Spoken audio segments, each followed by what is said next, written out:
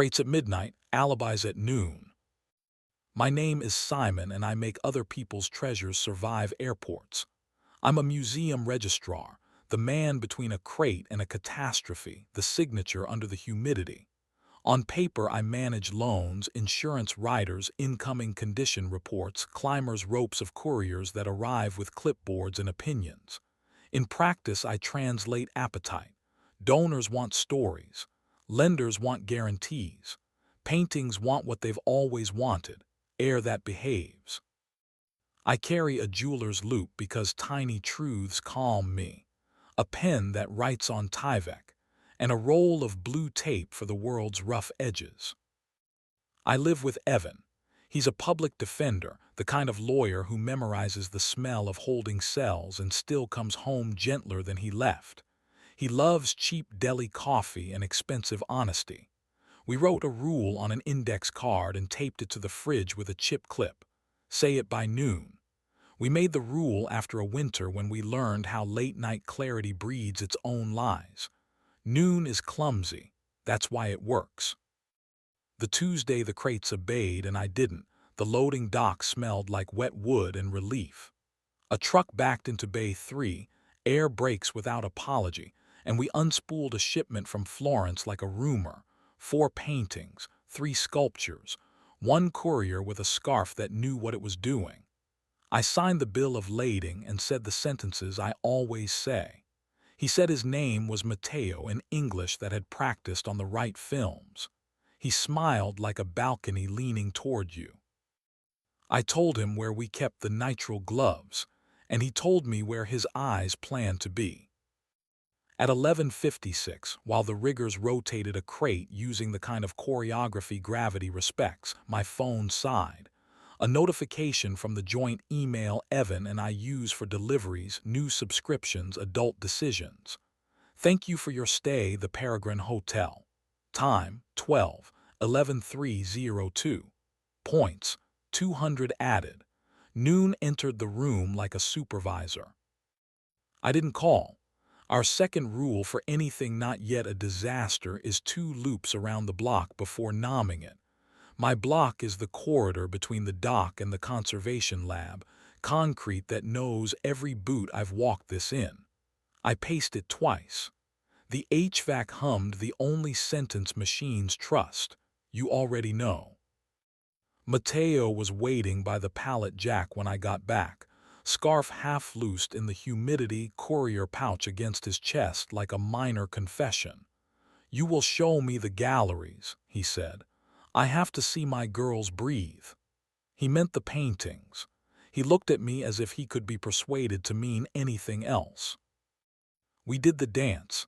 House handoff, condition reports under light that tells no lies, photographs of backs and corners and the grime no one ever frames. He leaned over a frame, and the scent of his cologne gave an accurate reading of how close he was willing to stand. You trust your air, he said. I can tell you like the sound of your own climate. I like numbers that don't lie, I said. But you lie, he said mildly, as if we were already discussing it.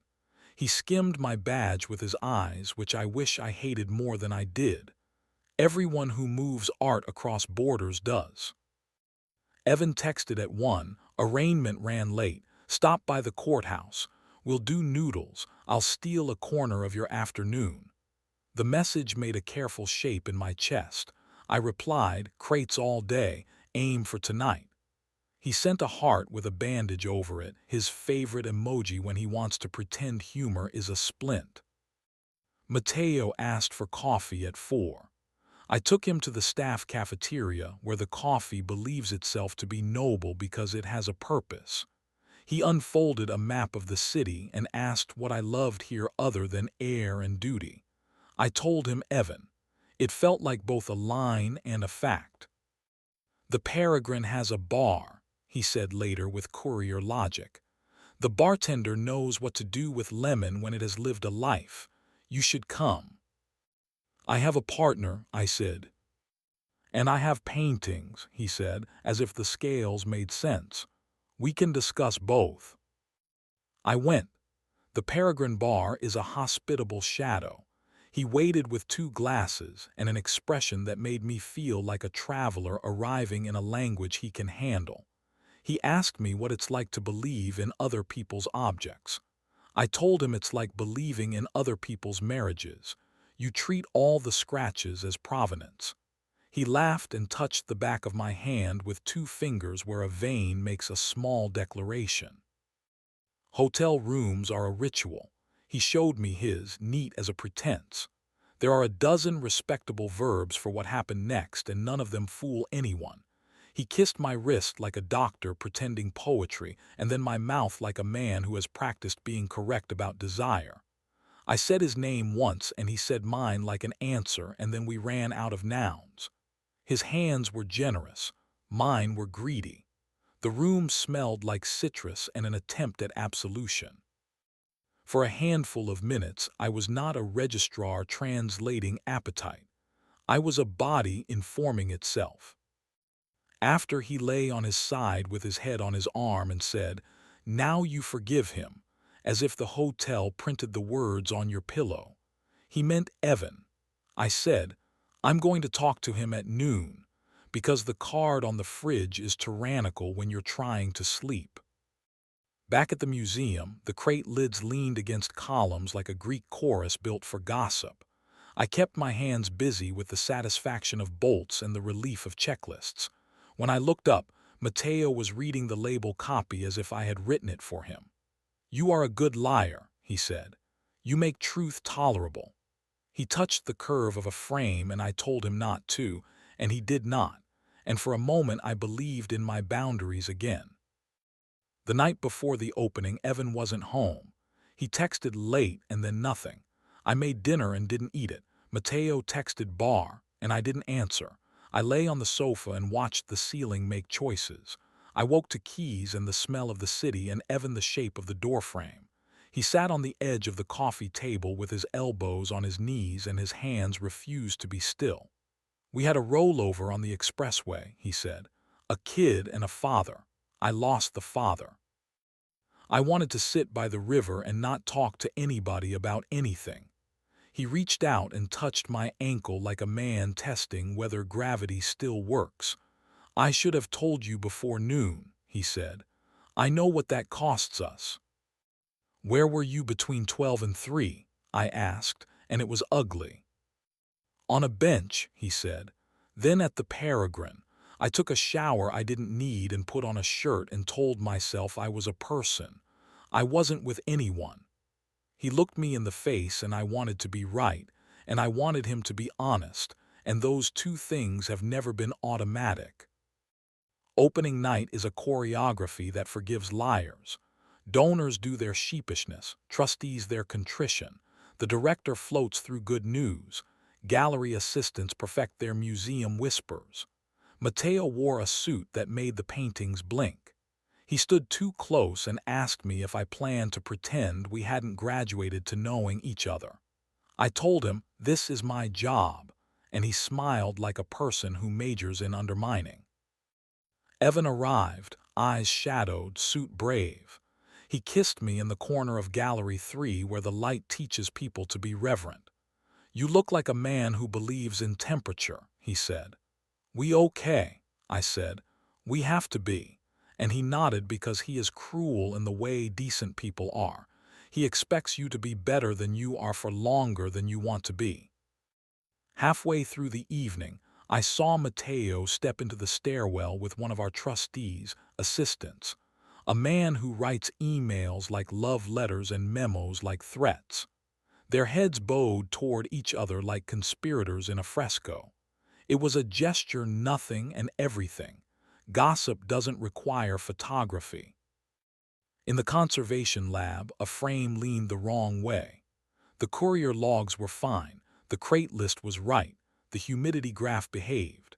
Still, itch at the back of my neck. I told security to check the loading dock cameras because paranoia is a cheap insurance policy and I like my premiums low. A guard said, "We had a blind spot this afternoon. It says the recorder hiccuped." I closed my eyes and saw citrus and a key card and the way Matteo's mouth had pretended about mercy. The next morning, after the donor's brunch had taught me how to hate pastries, I checked the rails on the slab under the big painting with the myth for a mouth. The bracket bolts were fine. The hardware laughed at me. Still, something misaligned. Mateo wandered in with a clipboard he didn't need and an expression that suggested catching me in suspicion would be sport. "You think I will steal your girls," he said, amused and offended. "I think people do what they rehearse," I said. "So do I," he said, "which is exactly why I won't." He put down the clipboard and stepped close in that way that made gravity propose a truce. "I also think your trustee's assistant is the sort who imagines theft is a scholarship." He tilted his head toward the hallway. "I told him he was a poor actor. He told me I mistake my hands for arguments." "Are you warning me?" I asked. "Because my life has prepared me to distrust useful men." "I'm warning your heir," he said. "It's much more persuadable." At noon, because the card on the fridge kept breathing in our apartment, I told Evan everything. The room felt like an alcove in a church when the tour group has moved on, too quiet, too empty to be anything but honest. I told him about the bar and the body and the stairwell and the citrus, and I didn't rename anything to make it easier to hear. He put his face in his hands and then lifted it and said, "I don't love you less." He took a breath and added, "I don't trust you more yet." He reached for me and put his palm over my heart like a warranty. "If we keep this, we keep the rule, and we keep daylight." We agreed to stop writing ourselves into stories the city can tell better than we can. I texted Mateo a sentence I didn't know how to stand in. "We're done." He responded with charm that thought it was grief. I blocked a number and an idea. 2 days later, the trustee's assistant was fired for financial irregularities, and the blind spot in the dock cameras healed itself with the right purchase order. The big painting stayed where it belongs. Mateo's scarf drifted into a cab, and the city took him like it takes weather. Our galleries filled with visitors who wanted to believe in brushstrokes more than in men. I did my job, labels straight, distances kept, air measured, and I went home at night after telling the truth before noon, which is more radical than it sounds. Evan and I renegotiated touch. We didn't stage a reconciliation, we practiced one. We kissed like volunteers and not like thieves. He pressed me against the front door once, not gently, and put his mouth to my throat where the pulse keeps appointments and said my name as if it could file charges. I said his and unbuttoned his shirt like a ritual I'd studied as a student and forgotten as a tourist. We were exact rather than careful. We were explicit about the parts that were not about sex. When we climbed into bed, he left the lamp on because daylight had been part of the bargain. "If you require the intrigue plated and garnished." There was a hotel and a courier and a nearly missing painting and a trustee who sponsored the wrong assistant. "If you require the erotics to stake their claim." They were vivid and not the point. The point is that two men with a rule about noon learned how to mean it when the window was open. The point is that crates go out again as carefully as they came in, and that sometimes you put your hands on wood not to move it, but to promise it will be moved with respect. On the last night of the show, after the director gave a speech about how cities need museums the way lungs need air, Evan stood beside me in Gallery 2 with his hand at the small of my back and said, "You know, daylight is a habit." I said, "So is the other thing," and he smiled with the part of his mouth I trust. Outside, the avenue did what it always does, lined its switches without complaint. For a few hours at a time, our air cooperated. That was not everything. It was enough.